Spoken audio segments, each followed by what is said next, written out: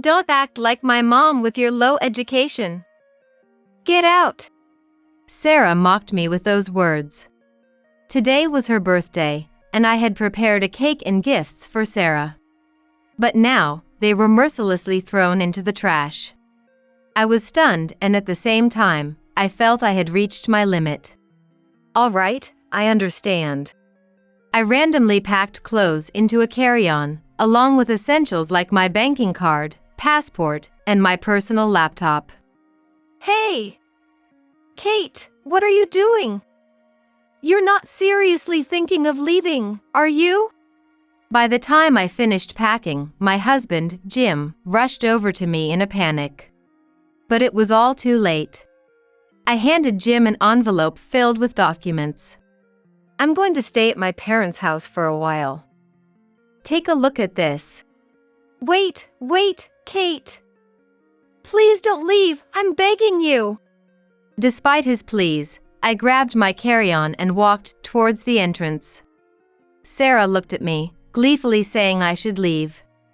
As I reached for the door, I turned around and said, I understand. Your real mom is her, after all. Huh? Sarah looked puzzled by my words, but I didn't miss the pale look on Jim's face.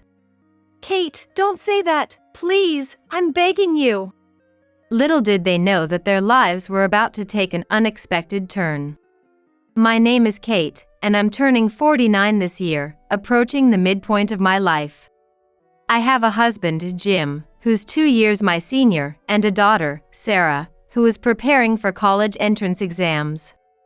It's a busy morning as usual. First, Jim wakes up, has breakfast in the dining room, and checks the news on his mobile phone while drinking coffee. Then, after Jim leaves, Sarah usually wakes up.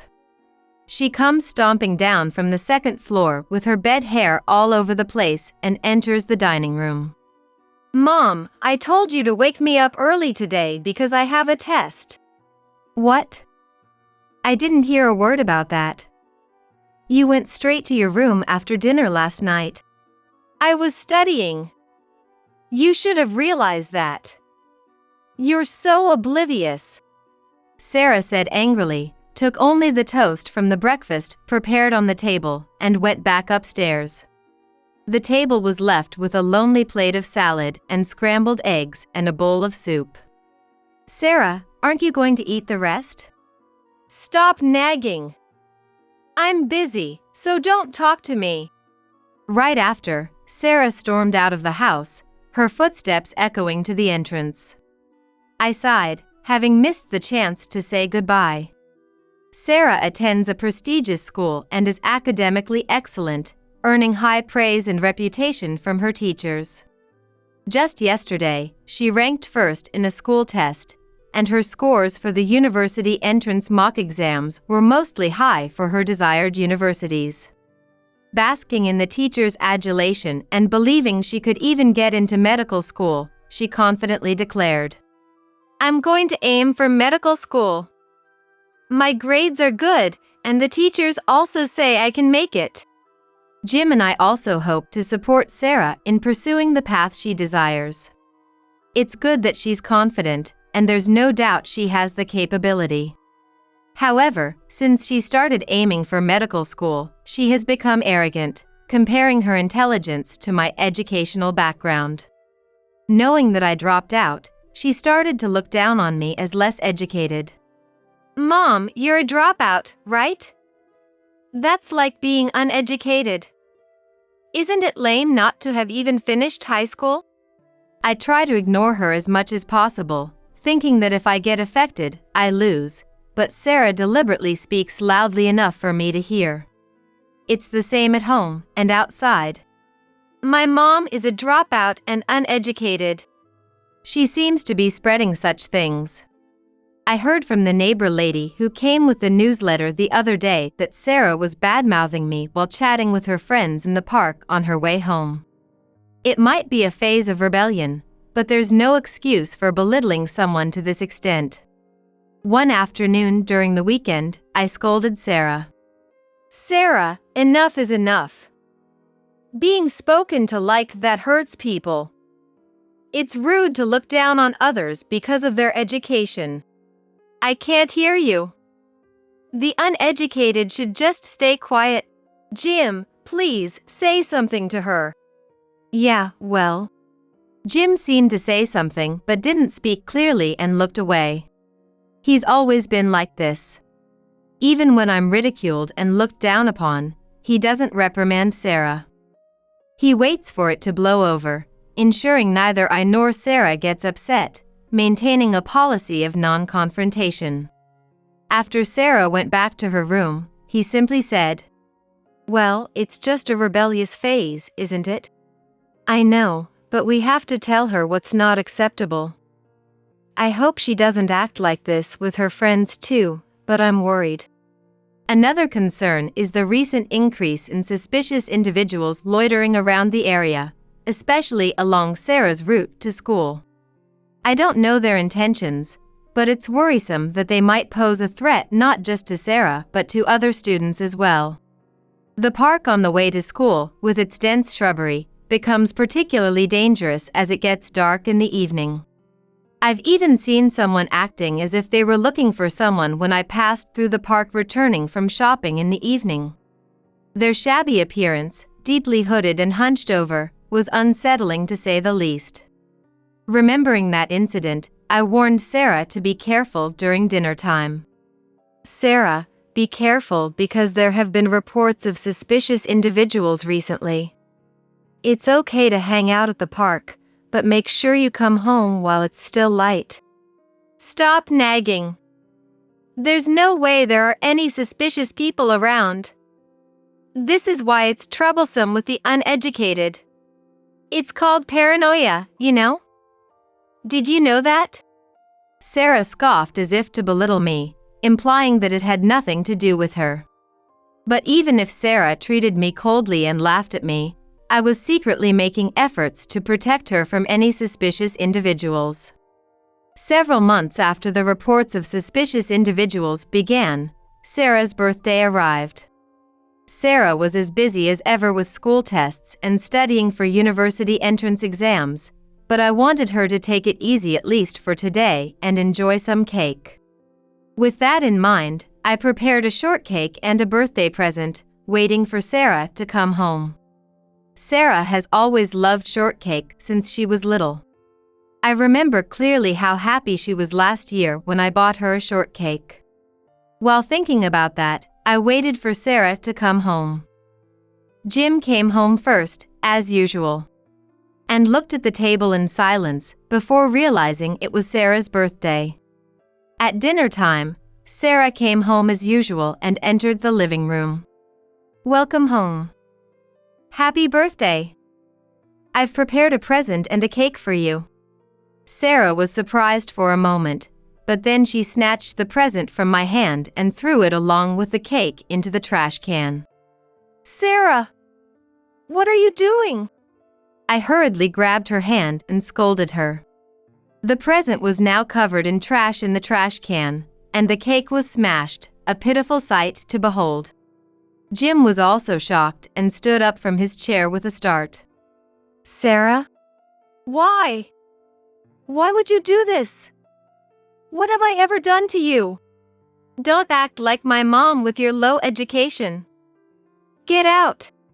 Sarah shook off my hand, mocking me. Seeing her like this, I was stunned and realized I had reached my limit. How long must I be spoken to and looked down upon by this child? I realized I had reached my breaking point and could no longer bear it. Despairing over the futility of any attempt to make things right, I muttered resignedly, "All right, I understand." I immediately went to my room and began packing my things. I hastily packed clothes into my carry-on, along with essentials like my banking card, passport, and my personal laptop. "Hey! Kate, what are you doing? You can't seriously be thinking of leaving." By the time I finished packing, Jim had rushed over to me in a panic. But it was all too late. I was determined and clutched the envelope with the documents I had prepared. "I'm going to stay at my parents' house for a while." Take a look at this. I handed the envelope to Jim and, with my carry-on in hand, headed for the entrance. Wait, Kate. Please don't go. I'm begging you. Jim crumbled to the floor, pleading, while Sarah laughed gleefully beside him. Seriously? This is hilarious. Get out. Get out.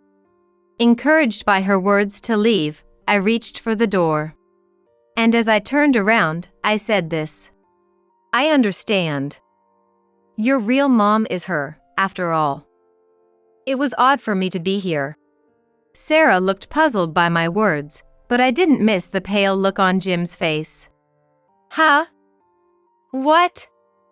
What do you mean by her? What are you talking about? Kate, don't say that, please, I'm begging you. I calmly stared at both of them, revealing the truth. Sarah, you're not my real child. I had to tell you someday, but I didn't want to disturb your studies. Sarah's face contorted. Wait, don't joke about that, it's totally killing the mood. This is no joke. This might be the last time we see each other, so I want to tell you before that. Your real mom's name is Emma. At the mention of that name, Jim covered his ears. Apparently, she was a person he didn't want to remember. I continued speaking, regardless. Emma was someone Jim dated before marrying me. Apparently, Emma cheated on him during their relationship, and that's why they broke up. But by that time, Emma was already pregnant with you, Sarah. Jim didn't realize this until he encountered Emma in town later and learned about Sarah's existence for the first time. When I first saw Sarah, Jim and I were already married. We didn't have children. I couldn't have children, so we had agreed to live just the two of us. Then why am I living with you and Dad? It's not like I never longed for a life with children. So, after discussing with Jim and Emma, we decided to take you in and raise you. Why? Why would you do that? I couldn't stand to see her mistreating you. I've met Emma, and she had no sense of morality. I don't know any such person.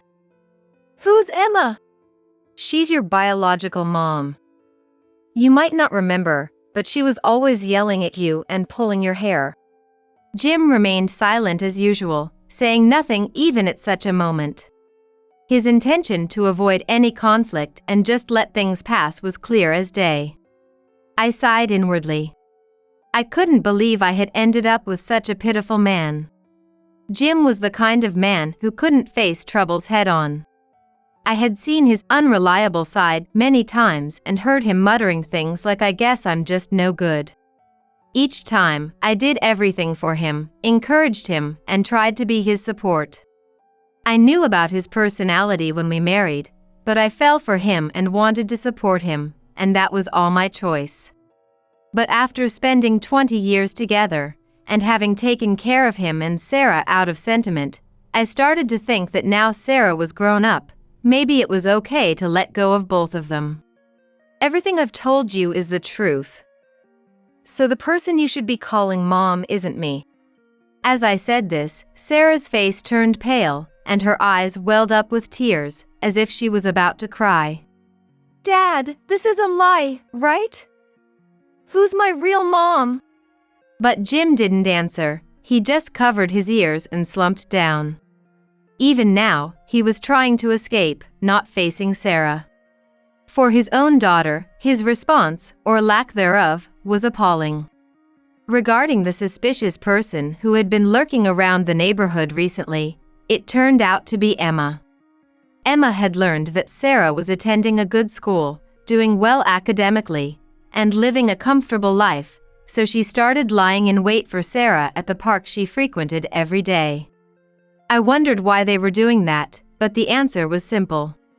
To demand money from the well-dressed Sarah. Knowing that Emma was loitering around for financial reasons, Jim and I had walked through the park to keep an eye on Sarah and intervened when Emma tried to approach her. But now, all of that seemed insignificant. I'm sorry for acting like your mother all this time. Goodbye. With those words, I quickly opened the front door and stepped outside. Goodbye. And don't ever come back. You're not my mom anyway. Sarah was shouting defiantly, her voice trembling, from behind the closing door. She probably couldn't back down after putting on such a brave front to see me off. Looking up at the sky, I saw the full moon floating vaguely, almost as if it were watching over me. I decided to spend the night in a hotel and then take a train to my parents' house the next day. When I called home from the hotel to explain the situation, my parents said I could come back any time, which was very comforting given my newfound lack of a place to belong. I don't know what Jim and Sarah are doing or talking about in that house, but I believe I've conveyed everything I could. What Sarah does with the truth about her life is up to her to decide. The next day, when I returned to my parents' house, they welcomed me warmly. After that, Jim and I didn't meet but exchanged messages and letters. Given his personality, he wouldn't confront me to say anything. The envelope I handed to Jim that day contained a brief letter and the divorce papers, with all my sections already filled in. In the letter, I expressed my gratitude for the time we spent together, my desire to live separately from now on, and I also included the address of my parents' house where I would be staying. As expected, a few days later, an envelope addressed to me arrived in my parents' mailbox. When I opened it, it contained a letter from him and the divorce papers with his sections completed. The letter contained his thanks and apologies, along with a few lines of, "I guess I'm just." His letter was filled with lines of, I didn't feel like comforting him even in a letter anymore. I received it. Thank you. So I just sent a brief message. But I think the hardest times for him are yet to come. Jim was a spendthrift, often making large purchases despite not having the money. He would buy expensive meats, purchase a fancy telescope he never used, order magazines through online subscriptions, and had a habit of wasteful spending. Every time I witnessed such frivolous spending, my heart felt worn down, but I managed the household finances, cutting out unnecessary expenses. I read many books on household management, experimented with budgeting, and struggled to save for our retirement. However, those savings dwindled due to his wasteful expenditures, and a few months after I left, I heard they were becoming poor. I heard this from Sarah. She didn't say anything for about a week after I left, but around the second week, she started sending me messages. Mom, I'm sorry. Please come back. Along with teary emojis, sometimes she sent long apologies, other times content designed to evoke sympathy. She began to claim she couldn't manage without a mom. Observing this behavior, which reminded me of Jim, I remained distant in my responses. You're 18 now, you need to act responsibly. You told me to leave and never come back, so I don't intend to return. Despite my response, Sarah's updates continued to reach me. After I left, Sarah struggled to focus on her studies.